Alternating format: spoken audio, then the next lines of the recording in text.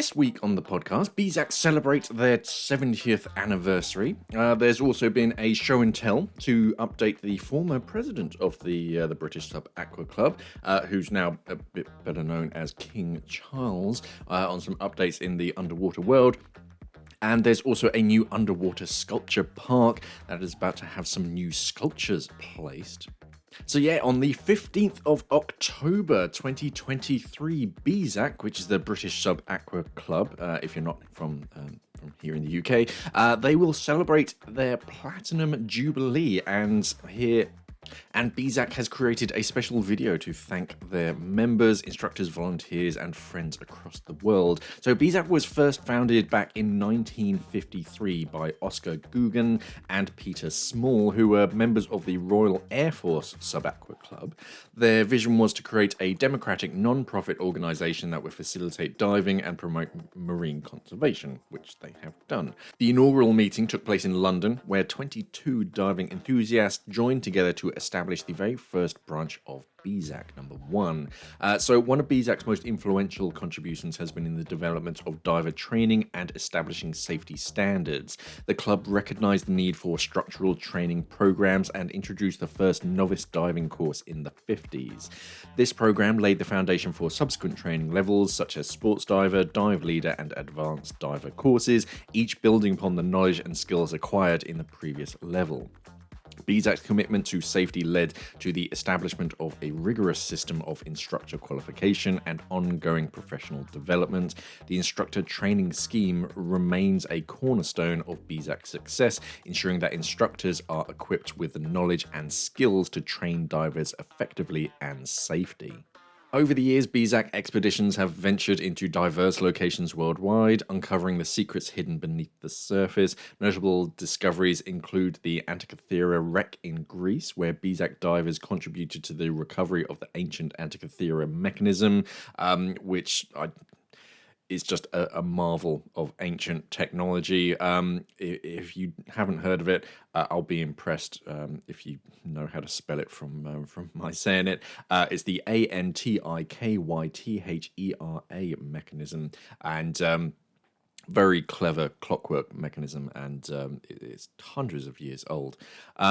BSAC also played a significant role in the raising of the Mary Rose, which was the 16th century flagship of King Henry VIII.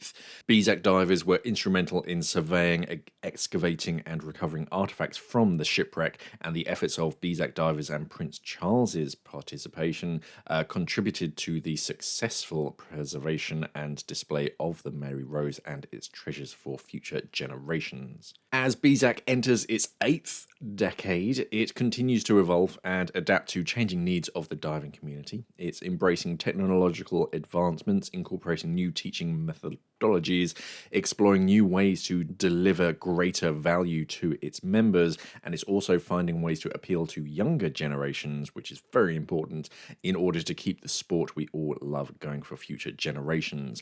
BSAC members are part of something unique and special. Speaking at a previous BSAC conference, world-renowned professor of anesthesiology and fellow diver Simon Mitchell summarizes his thoughts of BSAC. "I'm struck by what is in front of me. I don't know if you know how unique you are. I travel the world speaking at meetings like this. There's nothing else like this. This is a club with thousands of members running its own training program and surviving in this commercially hostile environment. It is extraordinary. I can tell you there's nothing like it in the world. I can only offer my congratulations." So you'll probably see quite a fair few images and videos from BSAC over the next week or so, and they've already released a few very interesting videos to watch on their YouTube channel, which is quite easy to find.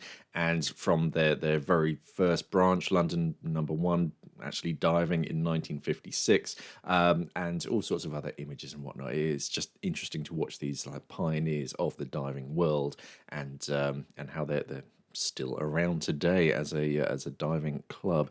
So congratulations to BSAC for their platinum anniversary. Kind of sticking with BSAC, there was a meeting on the 29th of September this year that brought the King of England and or King of the United Kingdom, is he? I presume. I always think King of England. But anyway, brought him and JFD together, who is a subsea equipment company. They lifted the Mary Rose. They lifted like 140 million pounds worth of gold from a deep Arctic shipwreck. At Aberdeen's Global Underwater Hub, and the meeting provided the opportunity for the Royal Diver to learn more about the manufacturer's Cobra and Stealth manned diving life support systems and other subsea technology. So King Charles is the first UK monarch to be a qualified diver. He took up the pursuit more than 50 years ago after becoming a Royal Navy cadet in 1971, and according to JFD, retains a special interest in subsea technology and a passion for the conservation of the ocean ecosystem. JFD has provided equipment for the subsea market for 42 years through its parent company James Fishers and Son, and can trace its origins back to the 1850s. And in 1981, JFD hit the ground running with its diver gas recovery system, the DGRS, which enabled the successful salvage of a cargo of gold bullion from HMS Edinburgh that was torpedoed in the Arctic Sea in 1942. That's where they found that £140 million worth of gold. So that was a good find for them. The wreck was found at a depth of 245 metres, so pretty deep, and divers recovered gold valued today at more than 140 million, setting the depth records that still stands. And without this innovation, saturation diving today would not be commercially practical, says JFD. As Prince of Wales, Charles took on the role of president of the British Sub-Aqua Club, BSAC, in 1974, and remained in the role for 40 years before passing it on to his son William. Standout underwater experiences for Charles included diving under Arctic ice in Canada with Dr. Joe McInnes in April 1975, and a series of dives on the Tudor warship the Mary Rose in the Solent from 1974 to its raising in 1982. Aberdeen's Global Underwater Hub provides opportunities for networking and collaboration that helps bolster the UK's market's influence globally, says JFD, which was presented there during the royal visit with a selection of other local underwater companies.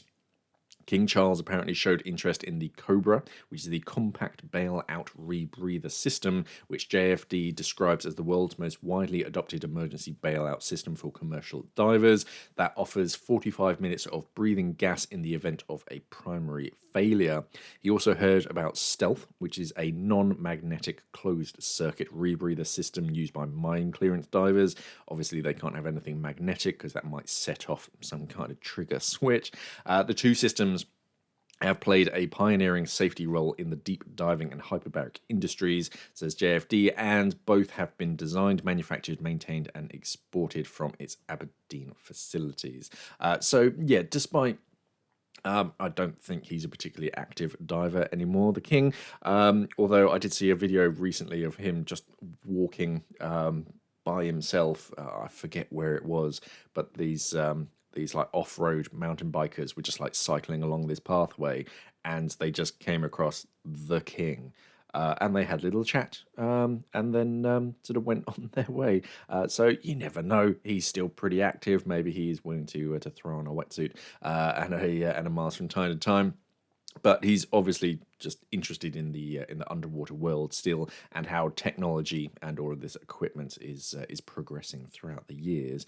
And it is pretty cool to see these kind of things. There's this like Kirby Morgan helmet with this the rebreather system.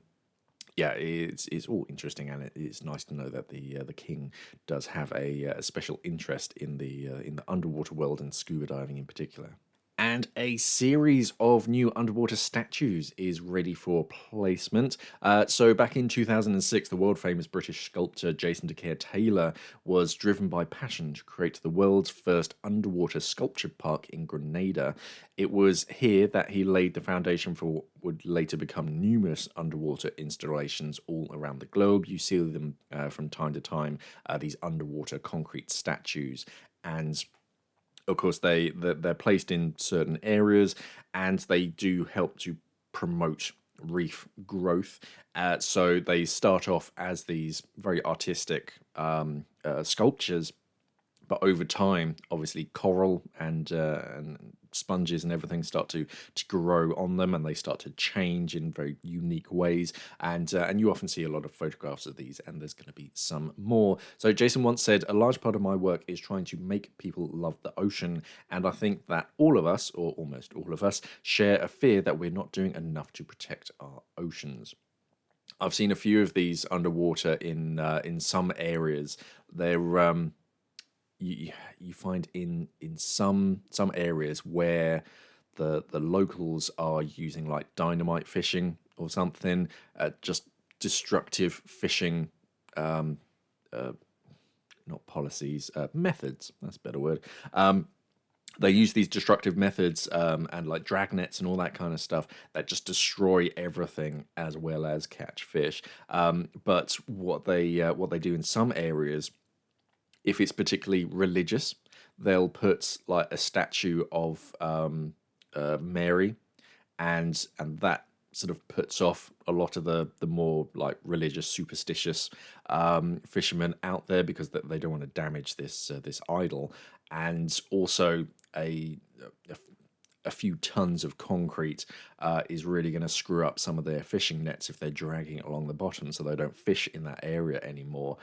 So you're seeing more and more of this, and Jason's commitment to protecting our oceans is really evident in his work, where he places earthly figures to embrace the elements of the sea, creating an impact for everyone to see around the world. In October 2023, he will deploy his latest works entitled Coral Carnival, and the pieces are presently on land in Grenada and set to join his other works underwater in the I apologize for this, Molinaire Beau Séjour Marine Protected Area. Each of the 29 pieces represents a character from Grenada's annual carnival, Spice Mass. 5 of the new pieces were made by a local Grenadian artist, Troy Lewis, and the remaining 24 were made by Jason and his team. All of the sculptures were made in marine-safe cement, and each character is cast from a Grenadian. They look so lifelike because they're actually cast from real people. Carnival is a celebration of the end of slavery and the affirmation of survival. The carnival in Grenada is unique in its characters, and each of these sculptures celebrates the main tenets of carnival and the people of Grenada. The contrast of the original pieces with his latest work creates not only a passageway to the development of his work, but also holds true to his original vision of embracing the culture and people of Grenada.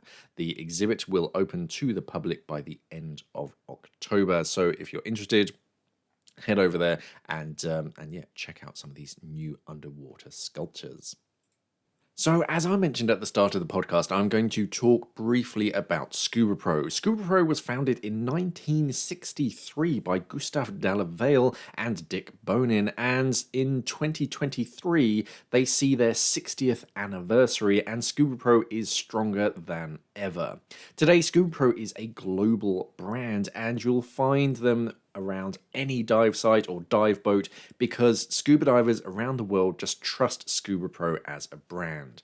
I personally have never had a problem recommending any ScubaPro dive equipment to anyone asking. I used it whilst I was scuba diving and teaching, and so did all of my students as well. They were using ScubaPro equipment, and no matter where you are in the world, it won't be hard to find a service center because they're located all over the world. The divers are ScubaPro's inspiration. Every product, every enhancement, every decision, everything that they do is designed to make your diving experience the best that it can be. Because without this blue planet of divers eager to explore, their innovations mean nothing. And ScubaPro want to thank you for being part of their journey and for being their inspiration for the future. They are so excited to share their latest innovations with you. The best is yet to come. A few big things this year have been the Ulex range of wetsuits that use a plant-based foam instead of neoprene, which is better for the planet, and the S-Tech fins, which are a more technical focused fin, a bit of a hybrid between the Seawing Nova and the Jet fin. One really cool feature is that you can actually adjust their buoyancy by adding or removing little metal plates in the fin before the dive. But for more information, head over to ScubaPro.com. That was about it as far as news stories. It's been a pretty quiet week. The same for equipment. Nothing overly interesting has, or at least that I could see, has been released. So onto some Ask Mark questions that I can that didn't require a complete video. The first one is from Aidan Finucane, and they say, "Thank you again. Firstly, if I were going to order lenses based on my description, would I subtract anything, a percentage perhaps, to accommodate the natural effects of water? And second, do you know if this would be possible for a full face mask such as the Neptune 3? I'm blind in one eye and aging sight in the other. I'm looking for the best options available." So no, the way that prescription lenses work, they do take in the magnifying effect of water. So you just go by the, if you're just buying like off the shelf lenses, then it really is just a matter of look at your prescription that you get from your optician and just follow the same reading. It only, the off the shelf lenses typically only correct the spherical reading. They don't take into account axis and cylinders and all the other complicated numbers that are put on your prescription. But no, you don't need to amend it at all or take in any kind of effect, because these lenses are specifically made for scuba diving. So no, you wouldn't need to amend it. If you're putting it into a full face mask, then yeah, they do have a similar system. The Neptune as well, the Ocean Reef, they do have a lens frame that can fit inside of the full face mask, and then you pop lenses into that. You have two options there. You either have off-the-shelf lenses, I believe. I don't know, to be honest. I can't remember if I've seen them. I imagine there's off-the-shelf, like +1, +2, or -1, 2, etc. Or take the frame into your optician and ask if they can make some lenses. It'll be better if you get a company that is more specifically aimed at scuba diving, because then they will take that magnifying effect into account.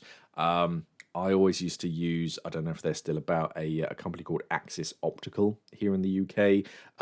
They may still exist. I don't know. It's been a while since I've looked them up. But yeah, with them, you could literally send any dive mask to them along with your prescription, and they would make your exact prescription into the mask, including the like axis and all that kind of clever stuff. So yes, it can be done, and it can be done in a full face mask. So yeah, it certainly can. Raymond Swarbrick says, "Hey Mark, I'm curious about as to what percentage of for fun diving is actually technical around the globe. I've seen many of your computer videos and understand the buy cheap, buy twice, but $600 for a Peregrine is not cheap to me. Am I making a mistake not buying the Perdix 2? Probably not a lot. Most recreational diving stops at 40 meters. You'll find the odd like recreational diver who delves beyond it when they really shouldn't. But no, and it's not as if a Peregrine is gonna just stop functioning at 40 meters. I mean, there are computers that kind of do that, but no, most dive computers, they'll continue. They'll complain about it usually, or at least alert you to decompression and whatnot. But no, you'll be fine with a Peregrine, unless you plan to go to like really extreme depths, like 50 plus. Then yeah, Peregrine is pretty damn good. There are obviously cheaper options out there, but yeah, a Peregrine dive computer is going to suit a good, like, 95% of scuba divers out there. It is perfectly good for all recreational diving, and a little bit if you're not paying attention, you're looking at something shiny or interesting, and you realize you're down at like 42 meters. It'll still get you back to the surface safely.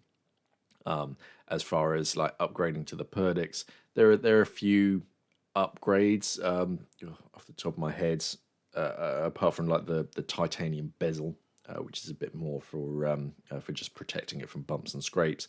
I think you get the wireless air integration now as standard with the Perdix 2. A lot of people were complaining that you don't get wireless air integration in the Peregrine. It's kind of a standard feature nowadays on recreational dive computers, but I suppose if it was already $600 for the Peregrine, if they add wireless air integration, the hardware and the software inside of it, then yeah, it's going to get even more expensive. But no, unless you do have aspirations of diving particularly deep, the Peregrine is pretty damn good. The only thing that springs to mind is the battery and like longevity. One of the reasons why I went for a Perdix is because it has a replaceable AA battery, and if you think about any like smart device nowadays with a rechargeable battery, it lasts for a few years, and then eventually the battery does start to wear and it doesn't hold charge anymore. Obviously, you're not going to be like recharging the Peregrine quite as frequently as you do your mobile phone, but eventually the battery is going to age. I imagine it's like 500 charging cycles. That's pretty standard for computers nowadays. But yeah, it's a consideration. So I just opted for the AA so that it would last as long as possible. Mr. Steel 16 says, I recently bought a Dive Right John line after doing a wreck dive with some pretty serious current and rough conditions, pulling the anchor line back and forth very roughly. Yeah, you don't want to be holding onto something that's shaking backwards and forwards. I dive in a recreational BCD, a Aqualung Rogue. There were no instructions, but it seems like the pocket is designed to be threaded onto some 2-inch webbing. Let me just search this Dive Right John line, because there are a few John lines out there. Okay, so it's a John line, and it has a carabiner like clip, a probably 1-inch yellow webbing tape, and then a like storage case with a little D-ring at the top. Okay. There were no instructions, but it seems like the pocket is designed to be threaded onto some 2-inch webbing. I can definitely adapt that to my recreational BCD, but it doesn't seem right as it feels much too fragile, and I would assume it would break in any significant current or heavy seas. Am I doing this right? Am I overestimating how strong it needs to be? Are there different options I should be looking into for hanging onto an anchor line in rough seas? I mean, if they designed it for as a John line, then yeah, it should be strong enough to hold onto it. Yeah, I'm not a huge fan of these like fully integrated things with just a John line. I personally, I just have this webbing. Oh, who was it made by? I've forgotten. It was a local company here in the UK, and they were pretty small when they came to us in at Simply Scuba, and we sold a bunch of their stuff. I forgot their name. Anyway, it's just like, yeah, I suppose it's 1-inch webbing. It's got a sewn like loop at one end, a bit like a handle on a dog leash, and then a clip at the other end. And yeah, you just kind of wrap the loop around the line or whatever it is, pass the clip through that loop, and then clip it onto a D-ring so it's nice and secure. If it's designed to be threaded over 2-inch webbing, that's pretty like permanent for the dive. I'd thread it onto a 2-inch like my waistband, and then do that up, and then Yeah, I imagine the stitching is strong enough. Otherwise, it's pretty pointless as a John line. Um, so yeah, I imagine go for that. Personally, I'd go for a different design though. Just something I don't like it where they each have their own integrated pouch because then that kind of limits to what you can do with it and where you have to put it. So yeah, I just use it's pretty much a glorified dog leash to be honest. Yeah, like one. Yeah, it's about one each nylon webbing. I think it's nylon, um, and and yeah, it's just got like a loop at one side that you can wrap around whatever it is that the anchor line or whatever, past the clip through. That kind of cinches it into place, and then you got a bolt snapper on the other end that you clip off onto a D ring, and then that's what takes the load, and yeah, you can just kind of hang in the current without having to literally hold on like a flag. But yeah, for that kind of design, I imagine that's how they've designed it, but I'd probably amend it myself. Jay Z, um, or JZ.598. I can't imagine that's the actual Jay Z. Says, "Hi Mark, I'm a beginner with only 15 dives. The descending is quite frustrating. Usually, I start to roll to my right as soon as I'm underwater. My only fix is to turn 180 and descend that way." Turn 180 and descend that way? What, upside down or completely vertical, maybe? I don't know. Of course, I lose sight of my dive buddies this way, so I'd like to fix the issue. Can you give any advice? Um, it sounds like either your BCD isn't tight enough, and your cylinder is like rolling over. And then by the time that your cylinder starts to roll over, then you completely turn turtle.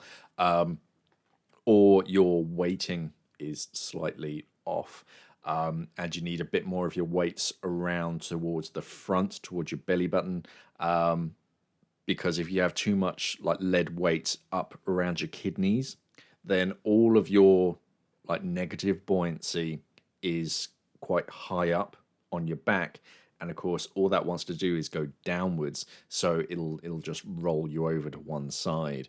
So try and move them a bit further forwards, or at least out to the sides, so that yeah, you're a bit more stable and you're weighted downwards.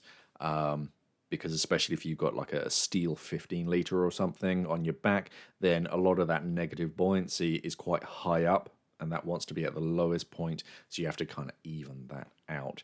I imagine that's the problem, and that is fairly frequent with new divers who are just getting used to the kind of the movement and the buoyancy and weighting of systems.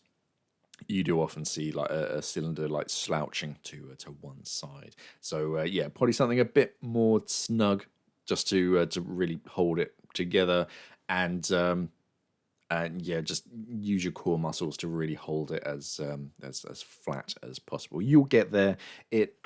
It'll happen, and yeah, you'll finally sort of get a bit more comfortable, and eventually it will just kind of settle into place. But yeah, I imagine it's your weighting is a bit too far back or like towards your spine. You can double up bricks. So if you have lead bricks, instead of having them like side by side, you can just put one over the top of one another. It does make it like double chunky, obviously, in that one area, but you can move them on top of one another. That's fairly easy to do.